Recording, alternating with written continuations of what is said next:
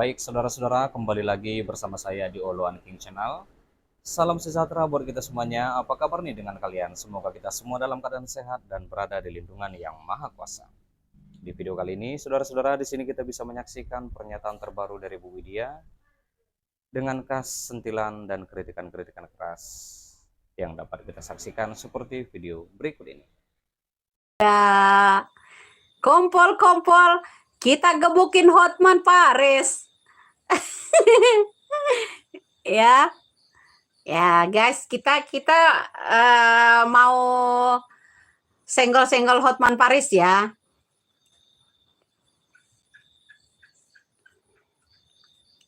Ya, kompol-kompol. Di sini semua ya. Jangan lupa passwordnya meledak. Ya, ledakan Hotman Paris ya. Ngawi. Selamat malam. Kita mau sentil soal Hotman Paris yang menyerang yang namanya Ahok ya. Kita bahas kembali karena aku udah janji. Aku akan barbarin lagi si Hotman Paris ini. Ya. Jadi banyak hal yang belum disampaikan ya. Non muslim ya, apa maksudnya non muslim? Jangan bawa-bawa agama lah. Ya di edukasi itu ya. Muslim pun tuh banyak yang korupsi beleguk. Ya, udah muslim, udah baca tahu kitabnya, ya kan, udah ngaku-ngaku muslim, ya. Tapi maling tuh. Apa itu nggak kafir? Kafir jadinya begitu, bro. Udah oplos minyak, ya kan? Jangan sok-sok mengkristenkan orang. Hatimu itu lebih Kristen dari Kristen. Kristen tujuannya baik.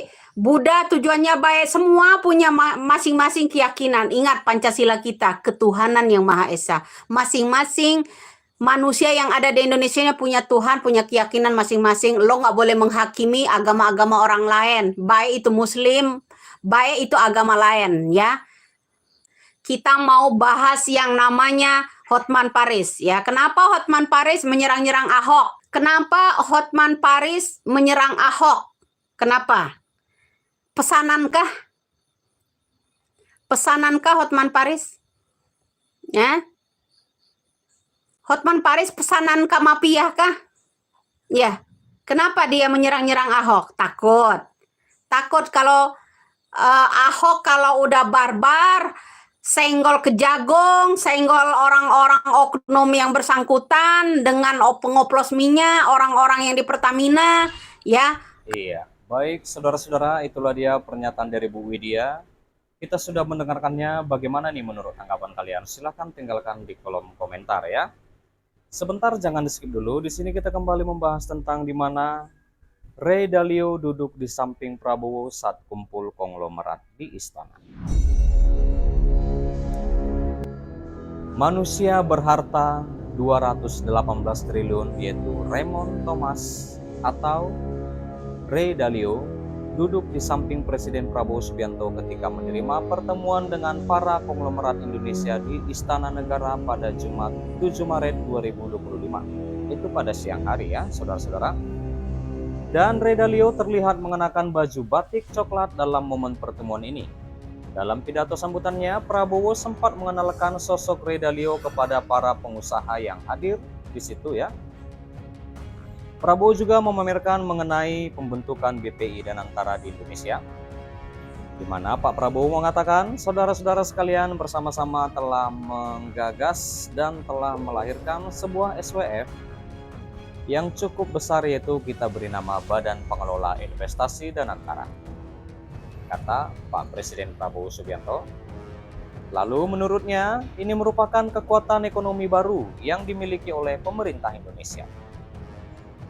Intinya BUMN usaha negara dan Danantara kita konsolidasikan untuk melaksanakan suatu perbaikan, suatu peningkatan dalam kinerja dengan melakukan suatu perbaikan-perbaikan yang perlu kita perbaiki. Dan kita akui banyak perlu perbaikan supaya kinerja aset kita menjadi cukup lebih baik, tegas Pak Prabowo lagi. Dan Prabowo juga menganggap Ray Dalio merupakan teman baiknya dan itu berharap bisa menjadi teman baik bagi Indonesia. Ia memuji Ray Dalio lantaran memiliki pengalaman yang luas di bidang ekonomi di kawasan Asia, di Timur Tengah, dan di dunia.